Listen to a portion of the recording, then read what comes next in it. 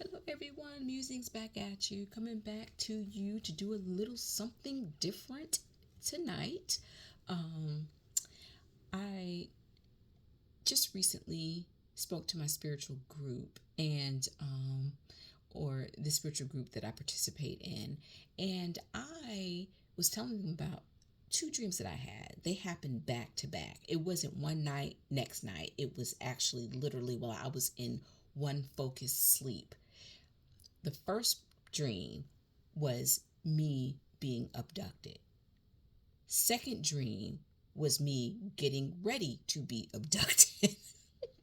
So I was like, what is going on here? Like, why am I having these dreams, right? So I said to myself, okay, so is it true that we're going to start seeing um, more alien phenomenon going on, UFO alien phenomenon? But, even so, it would be nice to, kind of like explore it a little bit more, right?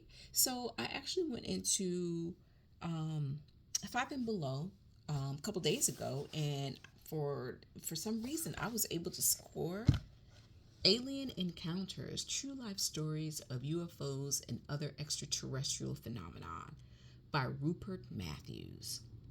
So I'm going to read a bit of an excerpt, right?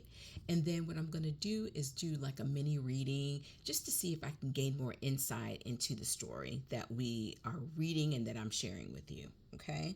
So remember, guys, this is for entertainment purposes only, right? And um, resonate with what you will. Okay.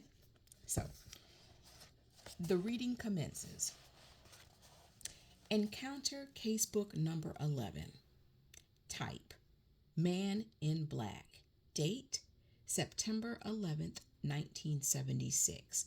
Place: Orchard Beach, Maine, USA. Oh my goodness, Orchard Beach. You guys, um, there's been some crazy stuff happening up in New England.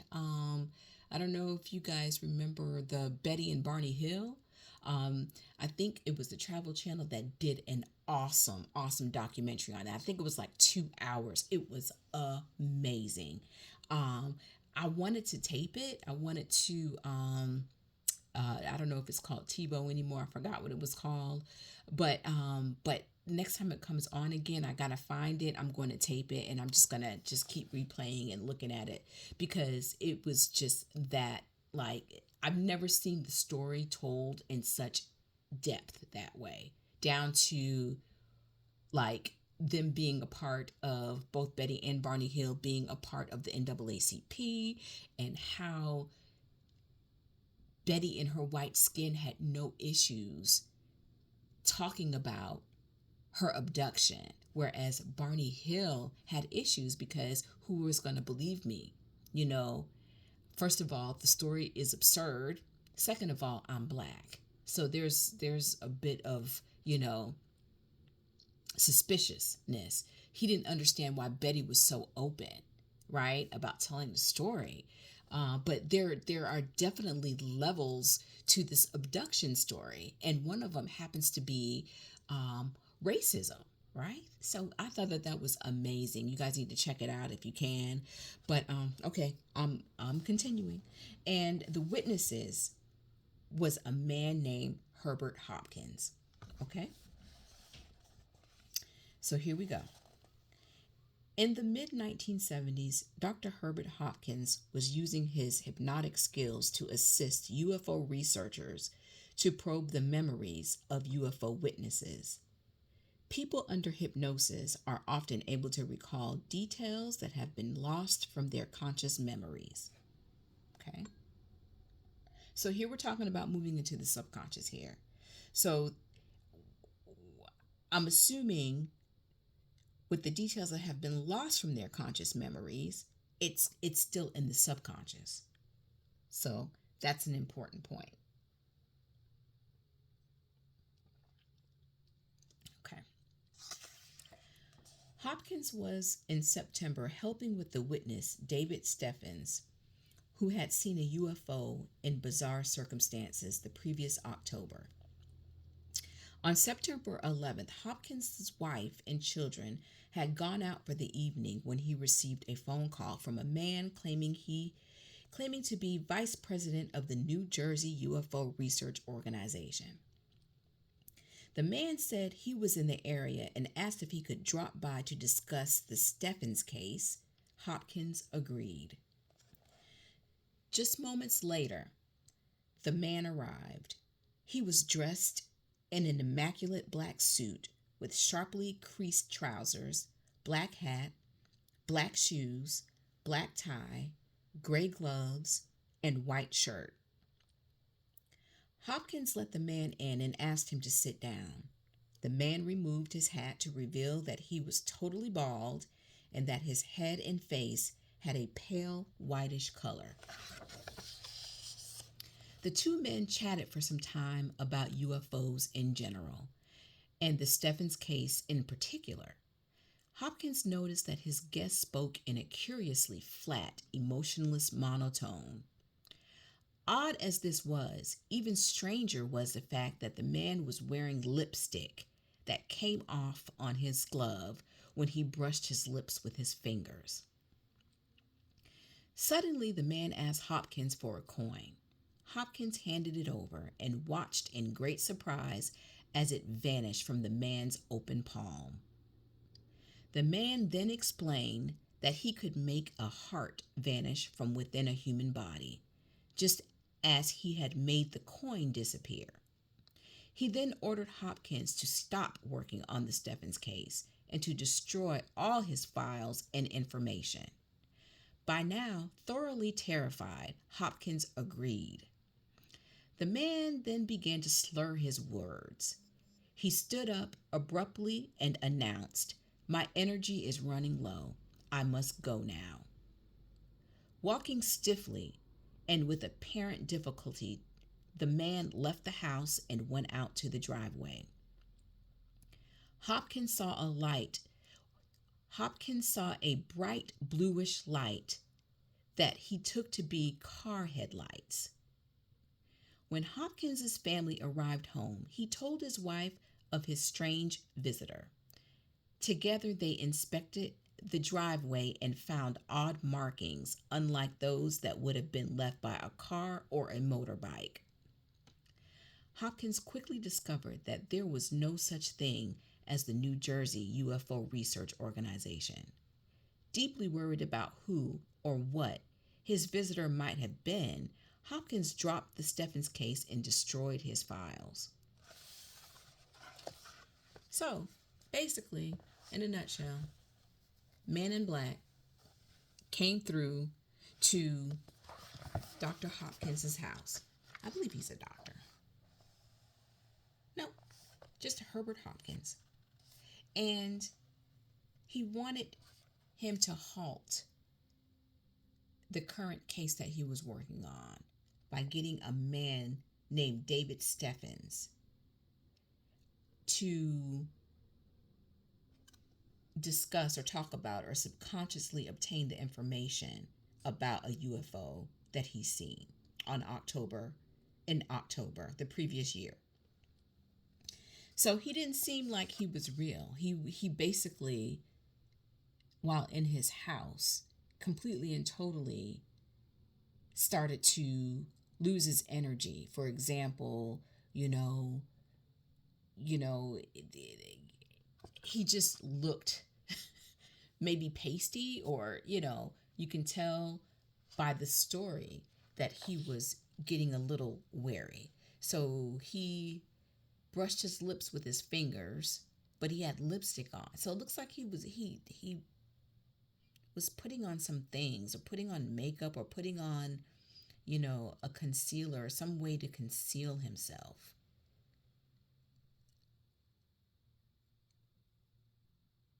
Yeah. I don't know what the trickery was about either, about the coin disappearing in his hands.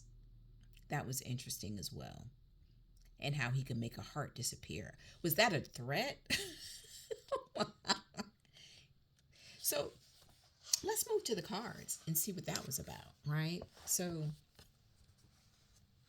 I asked the cards if I could get any more information on this story that's being told. And the first card that I got was the Two of Pentacles. The Two of Pentacles tells me, well, when I first look at it, I get infinity. You see the infinity symbol.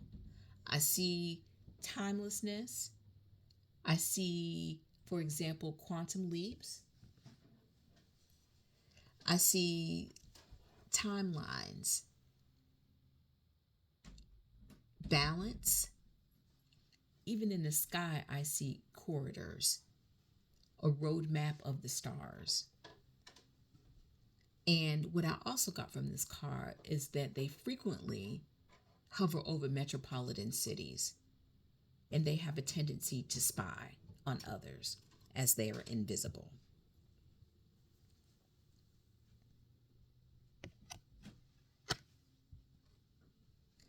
So for the second card, I get the Art of Seduction.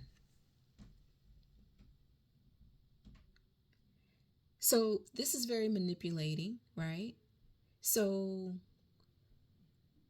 as you can see, the man in black that came into Mr. Hopkins' house, he was trying to persuade him to close this case, burn your files, because I could make a heart disappear. So I think that they are masters at manipulation. They are masters at seduction. That is one thing that they can count on at this point in order to maintain balance, right? So it's about maintaining that balance where the 3D still has some use and some purpose, where things still need to be stood up foundationally to keep down the chaos. This is what they use. They use the art of seduction, whether it means the men in black, whether the men in black are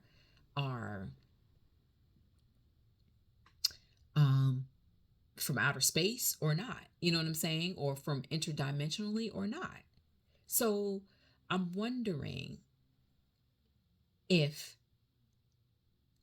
the UFO that he was working with the client, that the client saw, was the man in black on that UFO. And was the man in black, did he make it his purpose to see Mr. Hopkins? He was in that spaceship because at the very end of the story, they did not really see the man leave. Mr. Hopkins didn't see the man leave. He ended up going out there. He saw two lights and he was gone. So what does that mean? Like, how did he know? And to me, I feel like it goes back to the Two of Pentacles. They are spy. They spy. They know who you are. Like, you could see a spaceship and you can look up at it and they'll know who you are. It's absolutely like, you would think, out of all the people in the world, how would they know that I'm the person that saw the spaceship? You know? So that's very interesting in itself. Very interesting. So he knew exactly who to go to. So this tells me that these alien beings, that they are out of this world, like, evolved to the point where they can pretty much know all. You know how, like, we talk about God being omnipresent? Like, they have that quality as well. So they're able to pick things up, you know, or they can hone in on something. It's kind of like human beings trying to remote view, you know. Yeah. So our talents and spiritual gifts nowhere compete with these aliens, these alien beings. But that gives them a greater responsibility too, because it means that we have to, or the alien beings have to, again, maintain balance, right? They're responsible for maintaining balance and not to really insert themselves, because we will go cuckoo. All of us will go cuckoo, right? So, um, maintain the status quo as much as we can for Pluto and Aquarius. Okay, so we're going to go to the next card, Moon Dance. Moon Dance. I got this in my last reading. Something about the freaking moon and aliens. I don't know. I can't quite put my finger on it. But what I did get from this card is the aliens, these alien beings, tell time by the moon. They use the moon's energy as a way to control us. Okay? Just like how we look at astrology, for the trends and when's the best time to do something, or what is the energy where a certain thing could or possibly happen. So also with the moon, this energy is very primal as well, and it has a strong connection to our subconscious. I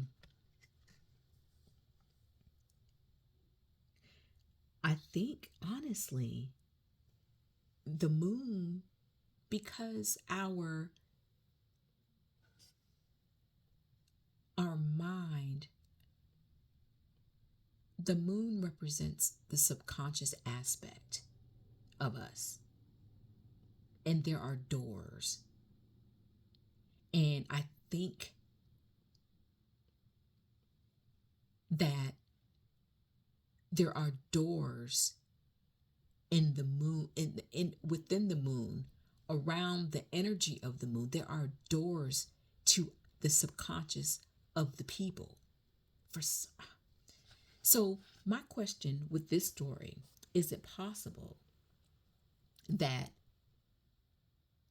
he could have been abducted at that particular time when the man in black actually came to his house? Was that an abduction?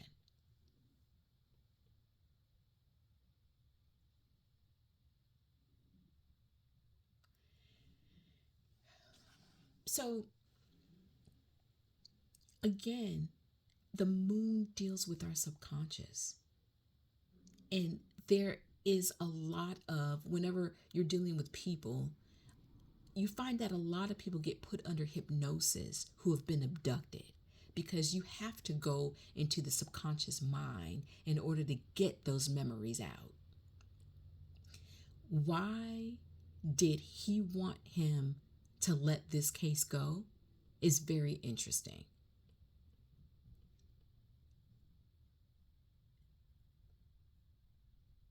Like, it must have been very, very important, you know, for him to go and tell this man, let this case go.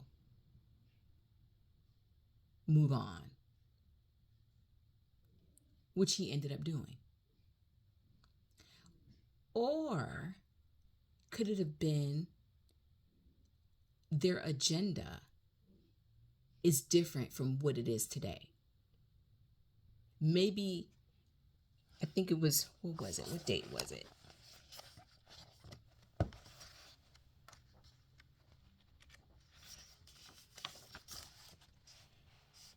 Yeah, maybe in 1976, maybe their agenda was different. For anyone who's seen a UFO, we need to go and we need to,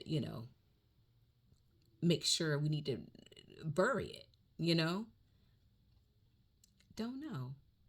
Their agenda could have changed, where, oh, who cares if they see a UFO now, but we just need to bury the part where they actually see an alien. Who knows? So interesting. So Last reading I did, Pluto and Aquarius. It was again something about the moon. This is the era of a full moon. So what does that mean for the aliens? They keep time with the moon. They understand that the moon has different doorways that they can enter into, which also connects to our subconscious. Last card I get, which is crazy. The moon. What is it about this moon? And then when you're dealing with the moon and its changes, it's always changing. Like, the different phases. I mean, just the alien being that was in his home, how it just looked like he was changing in front of his eyes, wiping his mouth, and the lipstick came off. Like it's like a cover up. Like he had to cover himself up in order to get a message across. This is again the subconscious.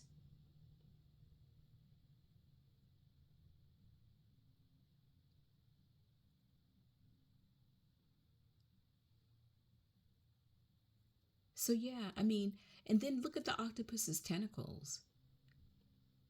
Like there's so many, like, I don't want to say doorways, but like holes. I want to say wormholes. I don't know. But I do think that there's something with the moon's energy in alien beings that allow human beings to be tampered with, manipulated, and abducted. So tell me what your thoughts are. Make sure you hit the like button, subscribe, and comment.